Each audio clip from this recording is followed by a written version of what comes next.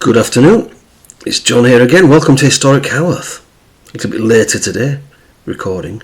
There we are, that's because I was doing so much research and into doing the deep dive into the Burdock as promised last week. So there we go. So let's talk about Alfalfa. Really enjoyable tea. Tasty, nourishing. Well worth it. Well worth taking. Yep. Just I would say just my general health just improved, and I did feel just for taking it, did feel all right. So I recommend it. When I mentioned last week about for convalescence from illness, really good. I could see how it would help you to build your strength back up. Anyway, that's last week's. This week's tea, like I said, we're going to do a deep dive into Burdock tea and what some of the things are. As you remember, last week I talked about hearing the phrase "deep dive" on a detective show, where someone says, "Do a deep dive in his finances," like they do. They're all brusque and rude, apparently, police people who are in the detective part of that business. And then, like I say, I knew someone who every time someone ate a banana would go potassium, as if that's it. And I always thought, what is potassium? And so when I look at the things that are in various teas, I thought, wouldn't it be really good and useful for folk to just explain a little bit about what they do for me as well, because I didn't know what potassium does. But anyway, let's go with Burdock tea. I'll discuss it first. I only did the minerals. I didn't do the vitamins because there was, I think it was nearly 11 minerals and quite a lot of vitamins. And I thought it would be too long a thing and might get people may lose interest. So I don't want to do that. And I've also just I've done a very like I say, I've gone in depth. I've just selected one or two little aspects, of what these minerals do within the human body. So I'm just going to read you a bit about Burdock tea. We know Burdock, don't we? We see it all over the place. And there's a lovely drink in Britain. I don't know if it's up in Yorkshire or not, but we drink it by the can, a fizzy drink called Dandelion and Burdock, which I imagine would taste nothing. If you got dandelion and burdock and made a tea out of them, it would taste nothing like that particular drink. But yeah, it's a popular drink. And that's that. But anyway, so Burdock's that. But anyway, Burdock has a reputation, or the best reputation, according to my book here, as a blood cleanser. Apparently pioneers. The book's American, so I'm assuming pioneers means, American people who went to America. Apparently ate the roots and leaves ate them raw to keep their blood pure, which is kind of We'll see what it tastes like after I've been through all this. But anyway, let's have a look. Burdock tea can help to lower blood sugar levels. More about that in a minute. That's down to what it contains. It can help with calcification in the joints. Talks about excess uric acid, which can lead to calcification in the joints, muscle pain and joint pain. Burdock is one of the best cleansers for this uric acid, the buildup of which causes these things, and wastes. It's a tea to take for arthritis, rheumatism, lumbago and sciatica. Burdock also contains bitters. That doesn't bode well, does it? It makes me, bitters. Is it going to have a bitter taste? Which stimulate and strengthen your digestive system. Also contains inulin, which benefits the liver, spleen and pancreas. Yeah, you'll see about that in a bit. Right, also good for your glands, your hypothalamus, your pituitary gland, your lymph glands, your subcutaneous glands. It cleanses these glands and helps to stabilise their functions, including hormone balance, by the pituitary. And it's one of those, they call it alterative herbs, I think, that's how I pronounce that. Which means that it may not be one of those bang, you're cured kind of things, but over time, you know what I mean? When it'll help you when it's used routinely. It's Stimulates the sweat glands to remove toxins from the skin and is mildly diuretic to release to release toxins through the wee. Also reduces fevers. It's good for intestinal health. Apparently, according to the book again, it's a bear against intestinal disorders. Removes toxins, fights bacteria, fungus, and supports healthy intestinal flora. More about that later.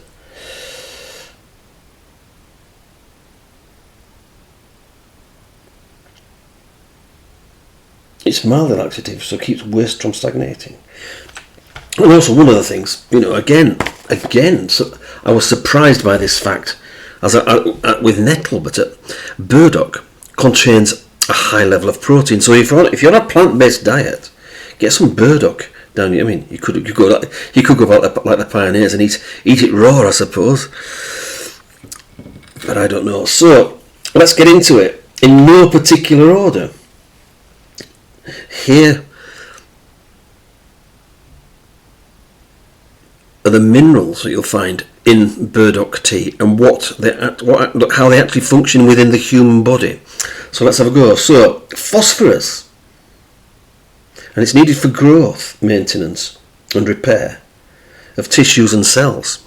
So that's really good. So you need that to help your tissues and cells grow, maintain and repair themselves. And it's interesting, your body does constantly repair itself, doesn't it?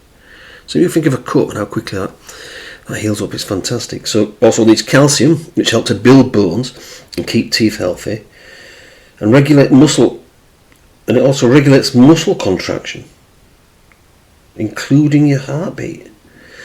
So that's really interesting. I didn't know calcium did that. It regulates your muscle contractions, so that it keeps your heart busy, it keeps your heart beating, which is pretty cool, isn't it? So yeah, go calcium. Then we've got iron, which your body uses to make a substance called hemoglobin, which we all know about. We've all heard the term hemoglobin, but it actually carries the oxygen to all parts of the body, which is pretty good, isn't it? Yeah, so oxygen is necessary, isn't it? So that's pretty cool, isn't it? I like that as well.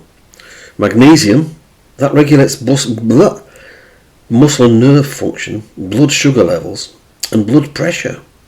So that's good. And now then, if you want to get ready to rub your beard sagely, we're going to talk about potassium. Right, that's it. Now, potassium maintains normal fluid levels inside our cells, unlike sodium, which contains or maintains normal fluid levels outside the cells. So that's what potassium does. Make sure your cells have got enough fluid balance, which is pretty good. And then we've got silicon, which I didn't know. Is prolific. I think it's a prolific substance. I didn't know this. I thought it was quite a rare thing, but no, silicon's all over the place. Anyway, silicon for bone growth and calcification, so that it keeps your bones healthy. Now, selenium plays a critical role in reproduction, thyroid hormone metabolism, DNA systems, and protection from oxidation damage and infection. So that's interesting, isn't it? On the one hand, we need the oxygen, but on the other hand, we need protecting from the damage that oxygen can do. Like rust, I suppose.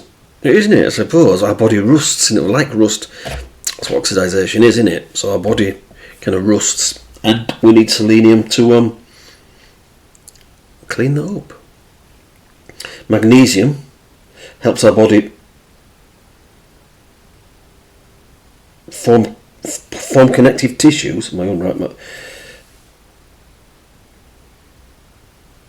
bones and sex hormones. So it helps to form connective tissues, bones and sex hormones.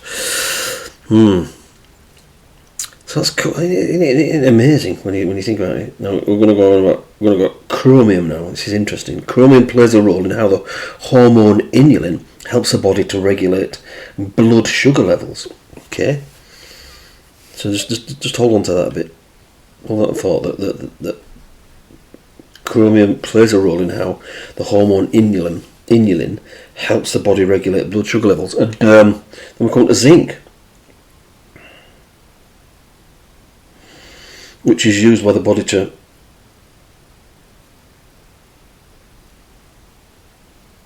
enhance immune function, protein and DNA synthesis, and wound healing. So zinc, yeah, and boosts your immune system, protein and DNA synthesis, and helps wound heal. That's fantastic. Okay, now I didn't mention chromium, which is used to help, which plays a role in how this hormone inulin, and the last thing on my list is actually inulin. Now then, this aids digestion by increasing good bacteria in the gut, especially this bifido and lacto ones. Now you've all heard of those. You see them on yogurts and stuff like that. These products will, so inulin does that as well. And it's also the hormone that your body uses to change sugar, starch and other food into the energy that you need for your daily life. So that's very important, isn't it? A bit of inulin. So all these things are found in 1 cup of Burdock tea. As I say, it's one of those things that you take regularly, though. You can take over time, and it will obviously, it's worth drinking. But the question on everyone's lips is, what the heck does it taste like? Let's find out. So let's have a look. Is that a nice coloured brew? That's a nice, almost honey coloured blue. But that's again, there's that earthy, herby smell that they all seem to have. My son Aaron, he was saying that they all seem to be very similar in taste, and it's true. It's true. This is very, again,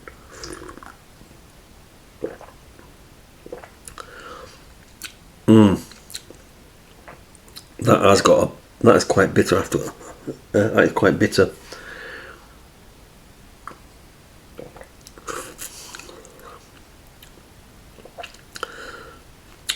Not unpleasant. Not pleasant, but not unpleasant. Just for me, tolerable. I'm going to have another good quaff of it. Now, I don't know if you noticed last week, my moustache was a kind of slightly different colour to parts of it. That's because I'd been doing the juicing, and I think I had some carrot juice, and it stained the thing, stained the hairs on my face. But yeah, I think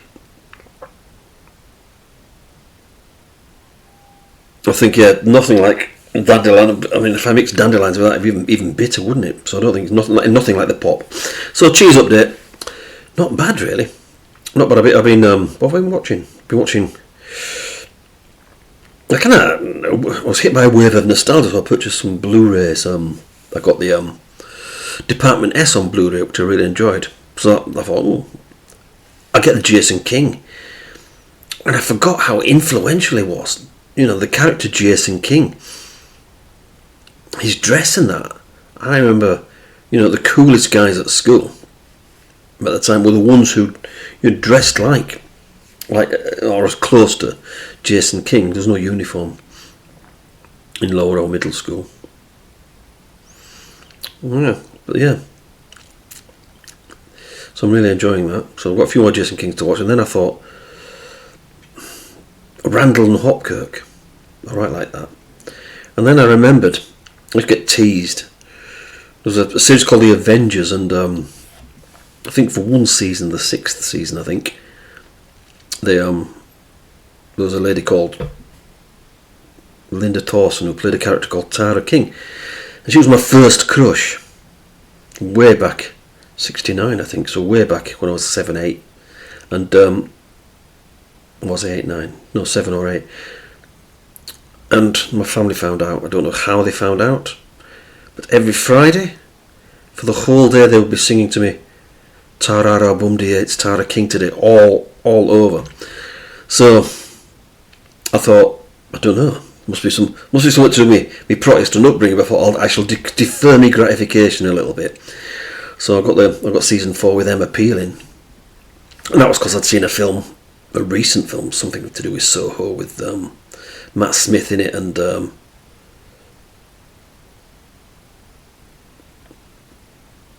one of these modern, what's she called now? I don't know. I'm getting forgetful. But one of these modern girls in playing her as a younger person, but Diana Rigg was in it.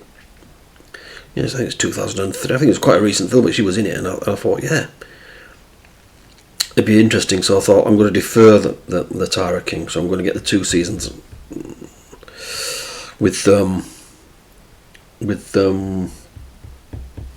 Diana Rigg in it first. So I've got season 4, which is in black and white, but on Blu-ray.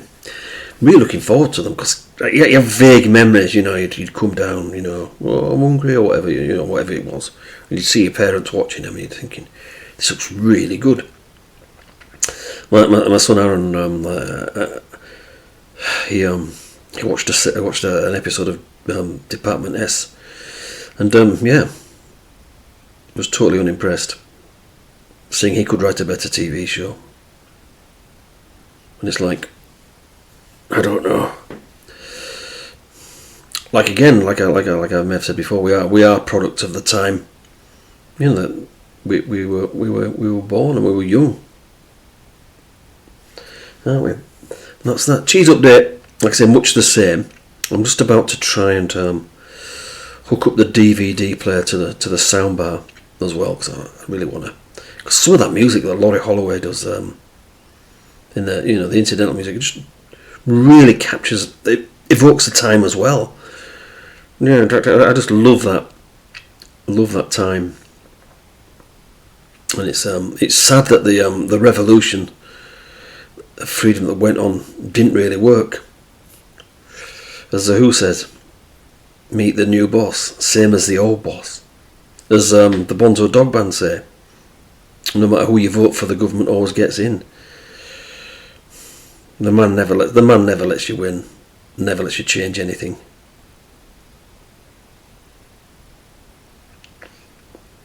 And it's awful. It's awful. I don't get into too deeply about prisons and that. There's Neil Oliver on. Watch Neil Oliver if you want to talk about that. But anyway, I think I'm done. Cheese update's fine. What about next week's tea? What shall we try? I want to try catnip because of its effects on the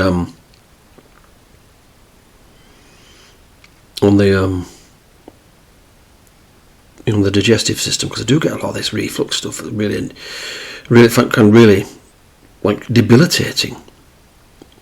Don't know where it comes from or why it comes from. I drink all the right teas and that. There'll be something I'm putting into myself that's not this. But anyway, so I'm going to try and get some catnip, but not for next week, because what I've done is I've set my delivery day with everything for Saturday. So that it all comes at once. Do you know what I mean? So if I'm getting from the same place multiple items, it's just one box. Do you know what I mean? I just think you've got to. It's nice to have the convenience, but you've got to try your best to look after the planet and use as little resources as possible. There we go. So next week's tea is going to be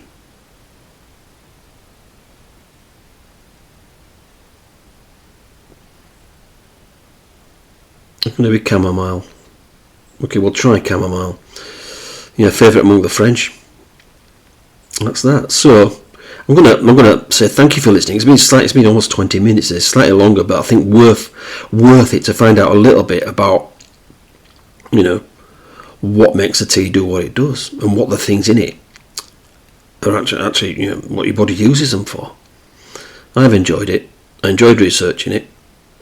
It's only little really thumbnail sketches, I would say, but it gives you a bit of an idea, a bit better of an idea. And remember, potassium, when you're eating a banana, you're helping maintain the correct fluid balance within your cells.